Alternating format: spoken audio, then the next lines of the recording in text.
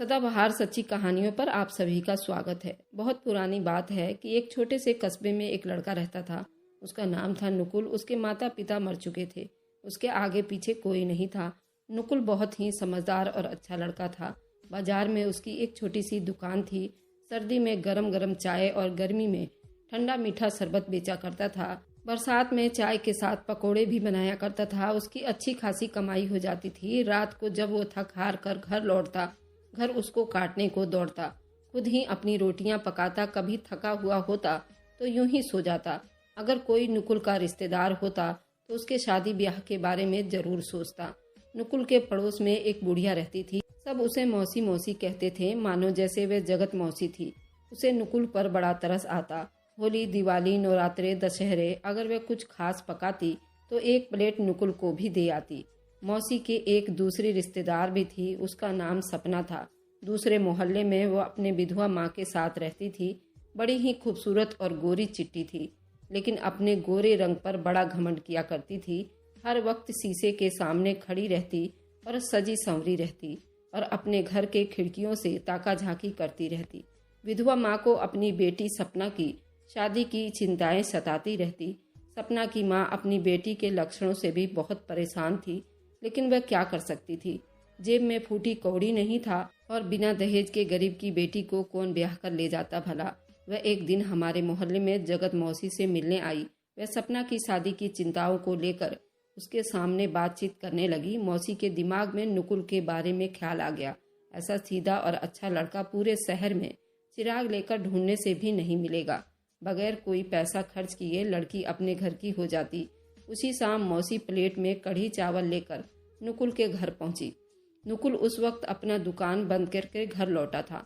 वह कपड़े बदलकर अपने लिए खाना बनाने की कोशिश में जुटा हुआ था, जब तक जगत मौसी उसके घर पर पहुंच गई। देखा नुकुल चूल्हे के पास परेशान हो रहा था। लकड़ियां गीली थीं, उससे जल भी नहीं रहा था।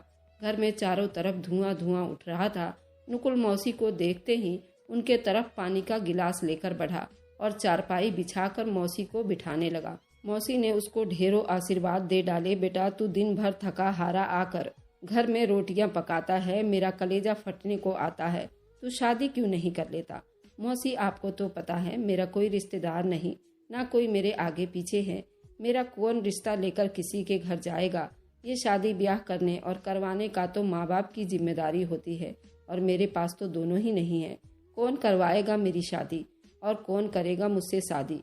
मौसी ने जल्दी से उसकी बात काटी और कहा, ना बेटा, ऐसी बात नहीं करते।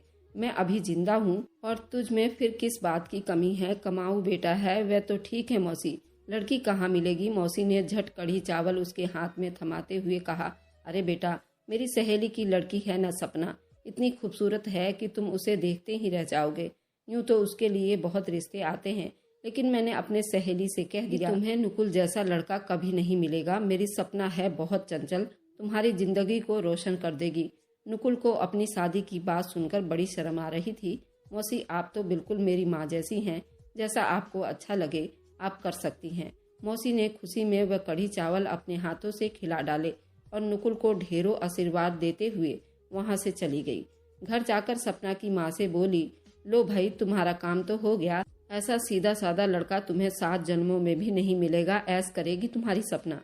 नुकुल की अपनी दुकान है, अच्छा भला कमाता है। सपना की माँ बोली, मेरे पास तो फूटी कौड़ी भी नहीं है ब्याह करने के लिए। मौसी ने कहा, तुम उसकी फिक्र ना करो, मैं सब इंतजाम कर लूंगी। अगले दिन मौसी थाली में लड्डू लेकर नुकुल के घर जा पहुंची और नुकुल को गले लगाकर उसे आशीर्वाद देने लगी और शादी की बात पक्की होने की उसे मुबारकबाद देने लगी। नुकुल का तो दिल जैसे उछल ही पड़ा था। खुशी के मारे तो जैसे उसका मुंह ही नहीं बंद हो रहा था। लड्डू खाकर तब मुंह बंद किया। मौसी, मेरी शादी की जो भी इंतजाम करना है सब आपको ही करना है। हाँ नुकुल, तू चिंता ना कर, मैं सब कुछ कर लूंगी। हाँ, तेरे पास कुछ नगद हो तो मेरे को दे दे। शादी की खुशी में नुकुल के हाथ पांव जैसे फूल ही गए थे। जल्दी से कमरे में गया, जो कुछ जमा पूंजी जोड़ रखी थी पैसे की थैली लाकर मौसी के हाथ में दे दिया। मौसी के तो मन की मुराद पूरी हो गई थी। थोड़े पैसे अपने पास रखे, बाकी पैसे अपनी सहेली को दे दिए। अगले महीने शादी तय हो गई और शादी बिल्कुल साधारण तरीके से हो गई, क्योंकि नुकुल के कोई ज्यादा दोस्त भी नहीं थे। एक बचपन का दोस्त था जिसका नाम सुनील था और आसपास के दुकानदार थे। सपना अब शादी करके नुकुल के घर आ गई थी। नुकुल तो इतनी खूबसूरत और चांद जैसी बीवी पाकर तो फूले नहीं समा रहा था। दूसरे दिन रिसेप्शन पार्टी के लिए कुछ गांव वालों को बुलाया और कुछ अपने जानने वालों को बुलाया। उसका बचपन का दोस्त सुनील भी अपनी माँ और बहन के साथ आया। वह नुकुल से कहने लगा, मैं तो भाई अपनी भाभी की मुँह दिखाई करूंगा, मैं एक ही तो देवर हूँ और देवर से क्या छुपना। मुकुल तो सोच में पड़ गया और वह बहुत सीधा साधा लड़का था। मैं अपनी दोस्त के खातिर उसकी बात मान गया। सुनील ने चांदी की अंगूठी सोने की पानी चढ़ाकर सपना को दे दी। सपना तो जैसे फूले नहीं समा रही थी। इतनी कीमती मुंह दिखाई अभी तक सपना को किसी ने नहीं दी थी। सुनील था बहुत ही अलग टाइप का इंसान था, थोड़ा बदमाश टाइप का था, खाते पीते घर का था और इकलौता लड़का था। उसके माता पिता की अपना कारोबार था, पैसों की कोई कमी नहीं थी। थोड़ी देर जाकर अपनी फैक्ट्री में बैठता, फिर दिन भर आवारागर्दी करता रहता। नुकुल के साथ स्कूल में ही पढ़ता था और उसकी वहीं दोस्ती हो गई थी और दोनों दोस्तों के आदत में जमीन आसमान का फर्क था। नुकुल सीधा साधा और अच्छा इंसान, सबको अपने जैसा ही समझता था और सभी पर भरोसा कर लेता था। उधर सपना अपने पति से परेशान थी क्योंकि ये बिल्कुल सीधा साधा और कोई बनावटी नहीं था। सपना चाहती थी कि मैं एकदम बनी संवरी बैठी रहूं और नुकुल मेरी तारीफें करता रहे, मुझे घुमाए फिराए। नुकुल उससे बहुत प्यार करता था, लेकिन ना तो नुकुल को सपना की तारीफ करने आती थी, ना ही पत्नी के ऐसे चोचलों में पड़ने आता। अगर ऐसा करता तो उसकी दुकान कैसे चलती। लेकिन हर दूसरे तीसरे दिन अपनी पत्नी के लिए कोई ना कोई गिफ्ट जरूर लेकर आता, कभी चूड़ियां तो कभी साड़ी, कभी श्रृंगार के सामान। लेकिन उसकी लाई हुई कोई भी चीज सपना को पसंद नहीं आती थी और वह ये कहती थी कि मेरे पास कोई सोने का जेवर भी नहीं है सिवाय उस अंगूठी की जो मुझे सुनील ने मुंह दिखाई में दी थी। हर वक्त नुकुल को इसी बात का ताना देती रहती। शाम को घर आता तो खाना भी उसे पका हुआ ना मिलता। सपना कहती, कैसी गीली लकड़ियां हैं जो जलती भी नहीं है, मेरे सर में दर्द होता है और मेरे आंखों का काजल सारा निकल जाता है। नुकुल कभी खुद ही खाना बनाता या फिर जाकर बाजार से खाना ले आता पका हुआ। उससे पहले उस सब का एहसास नहीं होता था, लेकिन पत्नी के आने से उसे सबका एहसास हो रहा था कि वह अपनी पत्नी को खुश नहीं रख पा रहा है। दूसरी तरफ जब वह दुकान चला जाता तब पीछे से उसका दोस्त सुनील सपना के लिए मिठाइयाँ और महंगे महंगे गिफ्ट सपना के लिए लेकर आता और सपना एकदम खुश हो जाती। धीरे धीरे बेवकूफ सपना सुनील के जाल में फंसती चली गई। सुनील ने उसे समझाया कि तुम जैसे खूबसूरत औरत को तो शहजादियों की तरह रहना चाहिए। तुम यहाँ भूखे नंगे के पल्ले बंध गई हो और नुकुल के चुंगल में फंस गई हो। सपना को भी लगने लगा था मेरे साथ नाइंसाफी हुई है। उसकी शादी एक गरीब आदमी से कर दी गई थी। उसे तो सुनील जैसे पैसे वालों की पत्नी होनी चाहिए थी जो उसके लिए कीमती तोहफे लाता और हर वक्त उसकी खूबसूरती की तारीफें करता रहता। और सुनील ने उसे समझाया कि अपने पति को यहाँ से परदेश भेज दो, यहाँ तो वह कम पैसे कमाता है, परदेश जाएगा तो अच्छा पैसा कमाएगा और हम लोग भी फिर एक दूसरे से खुलकर मिला करेंगे। मैं तुम्हें सोने की चीजें बनवा बनवा कर दूंगा। सपना सुनील के बहकावे में आ गई। उसने नुकुल के सर खाना शुरू कर दिया कि इस चाय पानी के दुकान से तो अच्छा है तुम परदेश चले जाओ और कुछ ढंग से पैसे कमाओ, जिससे हमारा जीवन अच्छा हो जाए और हमें यूं घुट घुट कर ना रहना पड़े। तुम्हारे चाय पानी की दुकान से इतने पैसे भी नहीं आते कि मैं घर में एक नौकरानी रख लूं।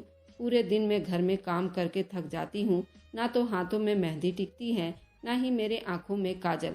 दिन भर तुम्हारे लिए खाना बनाने के चक्कर में चूल्हा फूंकती रहती हूँ। मैंने तो अपने माँ के घर भी कभी इतना काम नहीं किया था। सपना की रोज रोज के शिकायतों से तंग आकर नुकुल ने परदेश जाकर कमाई करने का सोचा। सुनील को अपना जिगरी दोस्त समझकर उसे अपनी राय ली। उसने तो मानो जोरों शोरों से उसके हाँ में हाँ मिला दी और साथ में फालतू के आइडिये भी दे डाले। नुकुल ने अपनी दुकान अपने पड़ोस में साल भर के लिए किसी को दे दिया। उस दुकान से जो पैसे मिले उसे अपने जाने की तैयारी पकड़ ली। पत्नी ने झूठे आंसू बहाकर कहा कि जब तुम घर वापस आओगे तो हमारे दिन कुछ और होंगे। हम अपने अच्छे भविष्य के लिए तुम्हारी दूरी भी बर्दाश्त कर लूंगी। नुकुल भारी दिल के साथ विदेश चल पड़ा। जाते जाते सुनील से कह गया कि जरा तुम अपनी भाभी का भी ख्याल रखना। तुम्हारे भरोसे पर ही सपना को छोड़कर जा रहा हूँ, इसे कोई तकलीफ ना होने पाए। सुनील ने नुकुल को यकीन दिलाया, बेफिक्र होकर जाओ, भाभी को मैं कोई परेशानी नहीं होने दूंगा। साल भर तो पलक झपकते ही गुजर जाएंगे। उस जमाने में रेल और मोटर गाड़ी नहीं होती थी। लोग छोटे यात्रा बैलगाड़ियों पर तय किया करते थे। 1 महीने के सफर में वह असम शहर बाजार में पहुंचा।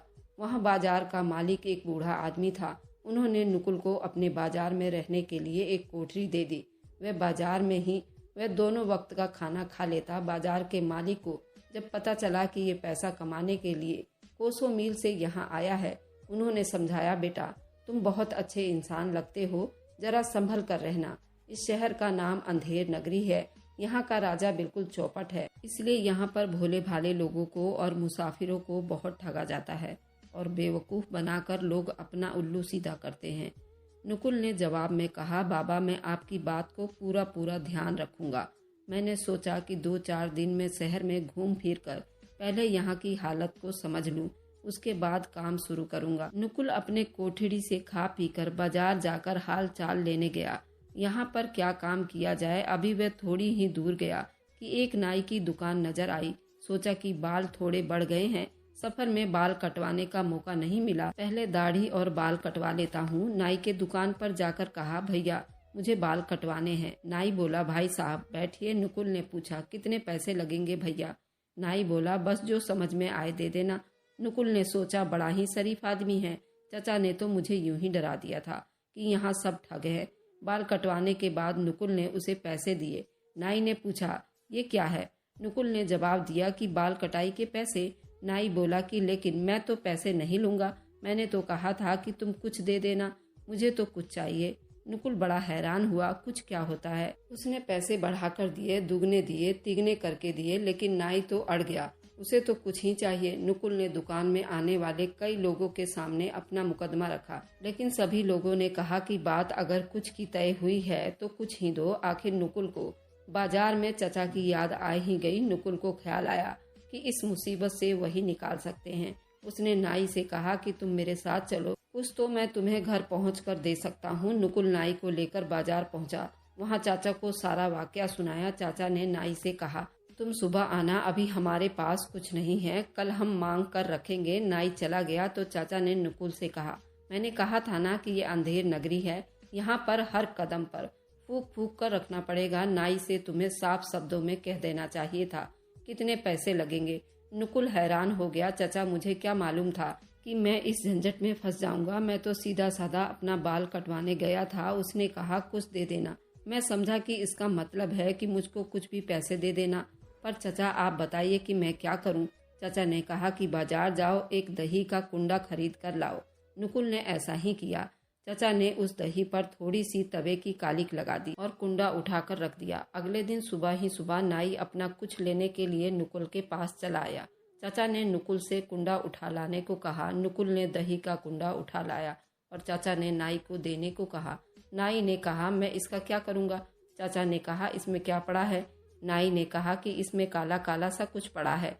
चाचा ने कहा कि बस उठाओ और चलते बनो, तुमने कुछ मांगा था तो फिर इसमें कुछ पड़ा है। नाई छोटा सा मुंह लेकर उस कुंडे को उठाकर चला गया। नुकुल ने चाचा का बहुत धन्यवाद किया और चाचा के पैरों में पड़ गया। 2-4 दिन नुकुल अपने कोठड़ी से बाहर निकला ही नहीं, लेकिन परदेश में बैठने तो नहीं आया था ना, काम धंधा तो करना ही पड़ेगा और बाहर भी निकलना था। तो 2-3 दिन बाद फिर बाहर निकला ताकि बाजार में देखे उसे क्या करना है, और जो साथ लाया था उसको बेचना था और दुकान देखता चला जा रहा था। नुकुल की एक दुकान पर नजर पड़ी। उसके बाहर एक बड़ा सा शीशा लगा हुआ था। एक काड़ा आदमी उस शीशे में देखकर बड़े बुरे बुरे मुंह बना रहा था। नुकुल को उसकी हरकतों से देखकर हंसी आ गई। वह काड़ा आदमी मुड़कर उसका गिरेबान पकड़ लिया और कहने लगा, मेरी आंख निकाल ली है तूने, देखो देखो इसने मेरी आंख चुराई है। मुकुल तो जैसे हक्का बक्का रह गया। लाख समझाया कि भैया मैं तो परदेसी हूँ, अभी तुम्हारे शहर में नया आया हूँ, तुम्हारी आंख मैंने नहीं चुराई है, तुम्हारी आंख क्यों चुराऊंगा। लेकिन वह काड़ा मेरे पीछे हाथ धोकर पड़ गया। देखते ही देखते काफी भीड़ जमा हो गई। हैरानी की बात यह थी कि वहां पर सब लोग उसी की बातों में आ गए थे और उसी की तरफ से वकालत कर रहे थे और नुकुल पर सब लोग जोर दे रहे थे कि उसकी आंख लौटा दे। मरता क्या ना करता। फिर से वह कांड़े को लेकर चाचा के पास पहुंचा और सारा किस्सा सुनाया। चाचा ने कहा, ठीक है, तुम कल सुबह आकर अपनी आंख ले जाना। वह कांड़ा चला गया। चाचा फिर से नुकुल की तरफ मुड़े, लेकिन चचा के बोलने से पहले नुकुल बोल पड़ा, चचा मुझे कुछ मत कहिए, अब की बार मेरा कसूर इतना था कि मुझे हंसी आ गई। चचा बोले कि जो भी हुआ, पर इस किस्से को निपटाना तो पड़ेगा ना। तुम ऐसा करो, कसाई के दुकान पर जाकर बकरे की 8-10 आंखें ले आओ, कसाई से कह देना कि मैंने मंगवाया है। नुकुल ने ऐसा ही किया। चचा ने सारी आंखें धो धाकर एक डिब्बे में रख दिया। अगले दिन वही काड़ा अपनी आंख मांगने आया। चचा ने उसके वादे के मुताबिक वे आंख खोलकर उसके सामने रख दिए और कहा कि भाई, मेरे पास तो बहुत से लोगों की आंखें गिरवी रखी हैं, तुम इनमें से अपनी आंख पहचान कर ले जाओ। काड़ा नुकुल को ठगने के चक्कर में था, उसे तो ऐसे जवाब की भी उम्मीद न थी। अपना छोटा सा मुंह लेकर वापस लौट गया। नुकुल चचा की तरफ देखने लगा और उनका हाथ चूम लिया और कहा कि चचा, आपकी अकल को तो सलाम करना पड़ेगा, आपने 2 बार मेरी जान छुड़वाया है। चचा ने कहा, अब इस शहर में आकर तुम फंस ही गए हो तो अपने काम से काम रखो और बाकी हर चीज के तरफ से गूंगे बहरे और अंधे बन जाओ। नुकुल ने चचा की बातों को अपने गमछे में गांठ बांध लिया और बाजार में सप्लायर बन गया। उसमें उसको काफी मुनाफा हुआ। अब चाहता था कि अपना जल्द से जल्द सामान बेचकर अपने घर वापस लौट जाए। उसे अपना घर और उसे अपनी पत्नी की याद भी सताने लगी। बराबर सपना को वह खत लिखता था और जवाब में सपना खत लिखती थी, वह नुकुल के याद में बहुत परेशान है। नुकुल रोज की तरह बाजार में सप्लाई पर बचा हुआ थोड़ा सा सामान लेकर फेरी पर निकला तो एक अजीब मंजर देखा। एक पालकी में एक खूबसूरत लड़की जा रही थी। पालकी में चारों तरफ पर्दे लगे हुए थे। 2 कुम्हार उसकी पालकी उठाकर बाजार में जा रहे थे और उसमें से एक आदमी आवाज लगा रहा था, अगर कोई 1000 रुपए देगा, ये औरत अभी इसी बाजार में सबके सामने पेशाब करेगी। नुकुल सोचने लगा, वैसे तो ये औरत कितने पर्दे में जा रही है और ये औरत बाहर कैसे पेशाब कर सकती है। उसको ये बात बिल्कुल समझ में नहीं आई। वैसे तो कितने पर्दे में है और फिर उसका ऐसे पेशाब करना उसके समझ से बाहर था और वह चचा की बात को दोबारा भूल गया था। उसने कहा कि मैं 1000 रुपए दूंगा अगर ये औरत ऐसा करेगी तो। नुकुल की कहने की देरी थी कि औरत पालकी में से निकलकर तुरंत अपना लहंगा फैलाकर बीच बाजार में पेशाब कर डाला। नुकुल तो बिल्कुल हक्का बक्का रह गया। नुकुल से कहा कि लाओ निकालो 1000 रुपए। नुकुल के पास इतने पैसे कहाँ थे, उसने तो ऐसे ही समझकर उसमें टांग अड़ा दी थी। फिर वह चचा की बात को याद किया। वह बहुत पछताने लगा। वहाँ मौजूद सभी भीड़ उसके पीछे पड़ गई। शर्त के मुताबिक वह उसके पैसे नहीं दे रहा था। मजबूरन नकुल को कहना पड़ा कि मेरे पास अभी इतने पैसे नहीं हैं, मेरे घर चलो, मैं पैसे दूंगा। उस आदमी को लेकर चचा के पास नुकुल पहुंचा, सारा किस्सा सुनाया। नुकुल की इस बेवकूफ़ी पर चचा को बहुत गुस्सा आया, लेकिन उस आदमी के सामने वे सारा गुस्सा पी गए और बोले, चलो मैं चलता हूँ, खुद देखूंगा और सभी लोगों के सामने मैं पैसा दूंगा। चचा ने अपना थैला उठाया और उनके साथ चौक पर चल पड़े। औरत वहीं पालकी में बैठी हुई थी और काफी भीड़ खड़ी थी। चचा ने कहा कि पहले मुझे पूरी बात बताओ कि शर्त क्या थी। उस आदमी ने सारा किस्सा बताया तो चचा ने कहा, शर्त चौक की थी ना। चचा ने कहा कि ठीक है, मैं चौक नाप कर ही पैसा दूंगा। उसने चौक पर यह हरकत की है। चौक से आगे पीछे जिस जगह पर उस औरत ने पेशाब किया है वह चौक का बीच नहीं था। चचा बोले, ये शर्त ही गलत हो गया। औरत से कहो कि फिर से बीच चौक में ये बाथरूम करे और हाथ के हाथ में अभी के अभी 1000 रुपए दूंगा। लेकिन उस औरत के लिए दोबारा से बाथरूम करना इतना जल्दी मुमकिन नहीं था। वे औरत व आदमी चचा को बड़बड़ाते हुए अपना पालकी लेकर आगे बढ़ गए। नुकुल ने बड़े सुकून की सांस ली। बाजार पहुंचकर चचा ने नुकुल की बहुत डांट लगाई, तुम इन सब हरकतों से बाज नहीं आओगे। अगर मैं नहीं होता तो तुम्हारा सर वहीं कलम हो गया होता। जितना कमाया था उतना सब निकल जाता। तुम्हारे लिए यही अच्छा है कि तुम अपने गांव लौट जाओ। तुम जैसे सीधे साधे आदमी की इस शहर में कोई गुंजाइश नहीं रही। मैं तुम्हें कहाँ कहाँ बचाता रहूंगा। नुकुल का इरादा तो शहर में कुछ दिन और रुकने का था। उसने सपना को खत में लिखा था कि वह 2 महीने बाद आएगा और उसके लिए कीमती तोहफा लेकर आएगा। लेकिन चचा ने काफी कहा, पर उसने पहले ही अपने गांव जाने का इरादा कर लिया। उसका सप्लायर का सामान सारा बिक चुका था और उसको काफी मुनाफा भी हुआ था। और जाते वक्त उसने चचा का बहुत धन्यवाद किया और उनके पांव छुए, उनसे आशीर्वाद लिया कि उन्होंने नुकुल की एक बाप की तरह मदद की और उनकी जान बचाई। चचा बोले कि मेरा कोई बेटा नहीं, बस एक बेटी है। तुम्हें देखते ही मुझे ये महसूस हुआ कि मेरा कोई बेटा होता तो वो तुम्हारे जैसा ही होता। मुझे तुमसे दिल से लगाव हो गई है। अगर मेरी जिंदगी बाकी रही तो मैं तुमसे जरूर मिलने आऊँगा। तुम इतने अच्छे और सीधे साधे लड़के हो, मेरा जी चाहता है कि तुम्हारे साथ कभी कुछ बुरा ना हो। वैसे तो तुम्हें कमाने के लिए हर बार शहर में जाना पड़ेगा, तो मेरी 3 नसीहतें याद रखना। पहली नसीहत यह है, जहाँ तक हो सके अपनी रोजी रोटी कमाने के लिए परदेश मत जाना। अपने वतन में ही मिलने वाली रूखी सूखी रोटी से काम चलाओ। अपने देश की रोटी में ही बरकत होती है, इसी से अपना गुजारा करो। जो तुम्हारे किस्मत की है वह तुम्हें जरूर मिलेगा। अपने ही वतन में रहकर काम करो, उसमें काफ़ी तरक्की होगी। दूसरी नसीहत यह है, कभी औरत के कहने में आकर सफ़र पर ना जाना। घर के औरतें बाहर की दुनिया नहीं जानती, सिर्फ अपनी समझ पर भरोसा करना। तीसरी नसीहत ये है कि अपनी पत्नी को दोस्त के हिफाजत में देकर सफर पर न जाना। दोस्त कितना भी अच्छा क्यों न हो, आदमी के साथ शैतान लगा रहता है, वह इंसान से कुछ भी करवा सकता है। नुकुल तो अपना सर पकड़कर नीचे बैठ गया। चचा, मैंने तो ये तीनों काम किए हैं जिसको तुमने ना करने के लिए कहा है। रोजी के तलाश में परदेश का सफर तय किया, वह भी पत्नी के कहने पर। अपने दोस्त को अपनी पत्नी का ख्याल रखने की जिम्मेदारी देकर चला आया। चचा बोले कि तुम वाकई बहुत भोले और अच्छे इंसान दिखते हो, लेकिन दुनिया में सब तुम्हारी तरह अच्छे नहीं होते। तुम्हारे घर में चोर घुसा है, लेकिन अपनी पत्नी को खबर देकर घर में न जाना। चुपके से जाओ और जो भी तमाशा देखो उसको देखकर तुम मर्द की तरह फैसला करना। नुकुल इस वक्त अपने गांव की तरफ चल पड़ा। महीना भर तो रास्ते में लग गया। घर पहुंचा तो शाम हो रही थी। उसे चचा की सारी बातें याद थी। सामान अपने चाय की दुकान पर रखकर पीछे के साइड से अपने घर में दाखिल हो गया, जहां कमरे की खिड़की थी। कमरे में काफी रोशनी हो रही थी। अंदर से सुनील और सपना की बातें करने की आवाज आ रही थी। नुकुल दीवार से चिपक कर खड़ा हो गया। वैसे भी बाहर काफी अंधेरा था। सपना नुकुल का लिखा हुआ खत सुनील को सुना रही थी। उसमें लिखा था, 2 महीने बाद तुम्हारे लिए बहुत सारे सामान लेकर आ रहा हूँ। बिंदिया, चूड़ी, गजरे। उस खत को पढ़कर वे दोनों काफी हंस रहे थे और कह रहे थे, रहेगा तो फकीर का फकीर ही, इसके आगे कुछ नहीं सोच सकता।